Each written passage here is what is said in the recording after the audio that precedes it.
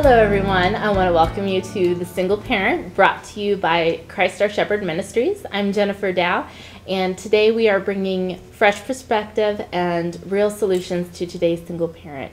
I want to welcome with us, we have our friend here, Larry Taylor, and just to brag a little bit about Larry has been a single parent for 17 years and a single dad at that. And he's also been teaching and leading discussion groups for different single parents since 1998, and he is the co-founder of Charlotte Single Parent Family Group. Very cool. And today we are going to be talking about a parenting game plan and issues surrounding that topic. So your organization, its emphasis is having a parenting game plan. Why would one need a parenting game plan? Well, it's a great question, one that we always start with, to try to get parents thinking in terms of parenting. And we start out with, why do we need a game plan? But when you think about it, every parent has a game plan. Not having thought through or not knowing what you're doing is a game plan. So no matter what we do, right. And the thing is, with parenting, this is not a practice run. Right. A lot of times parents, we have more training in our jobs than we do for parenting. And not to put down flipping burgers, but a lot of times there's more emphasis in training put in a minimum wage job than there is in parenting. And especially when it comes to single parents, because we're in a situation of survival mode, where we're basically often parenting by the seat of our pants, and so the whole emphasis of what we try to do with the group is to, one, catch your breath. Let's stop and just catch your breath, and let's think through this. And because what it does, it allows us to be proactive. Because if we're not proactive, we're reactive. Right. Usually if we're reactive, we're reacting out of emotions. Right. Often those emotions aren't usually real happy, good emotions. Right. And so we're trying to get that, just that mindset in place of how important it is that we have the end objective as to what we want our children to be as they grow up. And I think that's actually maybe one of the keys that a lot of parents in general and single parents don't have is we kind of in our mind have this thing, we want our kids to grow up and be good kids, but we don't really have a specific vision. Exactly. And I think the Bible says, doesn't say something like, hey, without a vision the people perish, but with a vision the people prosper. And so I could really see how that, sometimes I really haven't thought about it that way, as having a specific vision for your children. Because then we have no means, if we don't know that, like you said, the vision for our children, how are we going to make that happen? Exactly. And we have these rather vague, I want my child to be the love of the Lord. And, obviously, yes, we do. But I want them to be a good citizen. I want them to have values. I want them, so unless I think through in a proactive way of how I'm going to achieve those end results, chances are a lot of what I'm going to be doing is a frustrated attempt at something that probably isn't always going to turn out the way I want. Right. And so that's really why we want everything we do is based on that premise of a game plan and get that mindset of, I need to think through on some of these things. Yeah. And speaking of a game plan, specifically for the single parent, how is a game plan for a single parent different? Because obviously one person can't be both mom and dad. God created man and woman different. We have different tendencies. We have different strengths, different weaknesses. How do you, especially in a situation where one or the other is completely not involved, where there is no father or there is no mother, it's just one, how does the game plan change in those situations?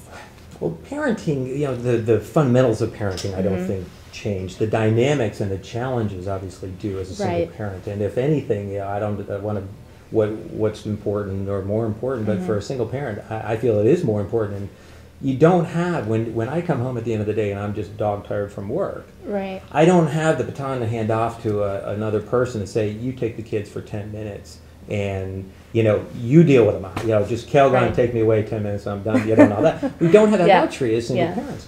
So all the more important that we be proactive and we have something in place that we, because when you think about it, most of our kids, their behavior, we know. bedtime problems. Oh, what a concept. Something I would never have thought, little Junior would give me a problem with. Well, when you think about it, a lot of the issues that we face with our kids are predictable behavior. So those are that's a good start. But especially for the single parent, when you're just flat worn out.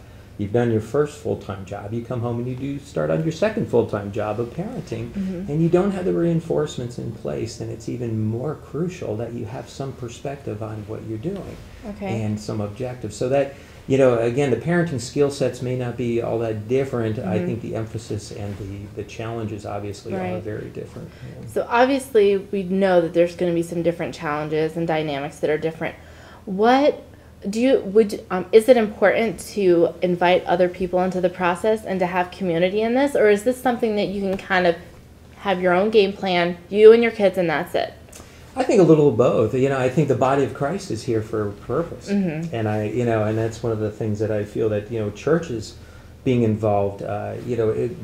In James, when it commands us, to look after widows and orphans, the Greek term that's used in the New Testament is charos, which means widow for any purpose of being alone as a mother, whether it be your husband abandoned you, died, was in prison, or what. So it's a mandate as a widow that any woman that is by herself, that we are to look after, and the orphans and the children of those. So that's not it doesn't ask us to, it tells us to. And I think as a body, we have to step up to the plate. No matter what you feel about divorce or single parenting and all, the children didn't ask to be in that situation. Absolutely. They are the ultimate victims, and that's one of the things that we really stress when working, not with our single parents, but with churches and outside church, organizations, of saying, these are our kids, and so in answer to you, there's a lot of things we do as a family. Obviously, when I come home and I can't call in all the reinforcements, so I have to have those things in my home in place that I do by myself. But I also think there's the activities and the investment of the body of Christ in that process too. So it's both. What can we say? Because I think that there's a lot of people in the church and a lot of people that are Christians that want to be of service, that want to help, but they don't know how. One, because they've never experienced it, and so if you don't experience something, it's very hard to understand what the need is on a real level. So what are two or three simple ways that someone who's never experienced being a single parent can help, whether it be through a perspective they have or something they do? Well, one thing, in fact, years ago I worked with foster kids, and part of what I did, I trained mentors, college kids to work with our kids and helping teach them independent living skills. Okay. And, one easy way is, in your church, find the single moms or women with, to do, guys with the sons, especially, moms that have sons will be the first to tell you, my son desperately, especially if the father's non-existent or not involved, that he doesn't have the role models. We all know the role models our kids are growing up with, on TV and the video games and all, and we really have to understand that we've got to interject and we have to be the role models for our kids. So one would be to volunteer and take a kid out for an afternoon on a weekend. It doesn't have to be a whole lot of time, a couple hours, every other week or whatever. Our dads raising young girls that the moms aren't involved. We need the maternal, so taking as a female, taking the younger girls and in your church or of the single dads to help mentor them. Help them on some of the tasks, yard work, things like that. Understand that they are strapped for just a few minutes to get away and do some of the things that we often take for granted. Right. Plumbing issues and all those things that, those become big concerns and big issues.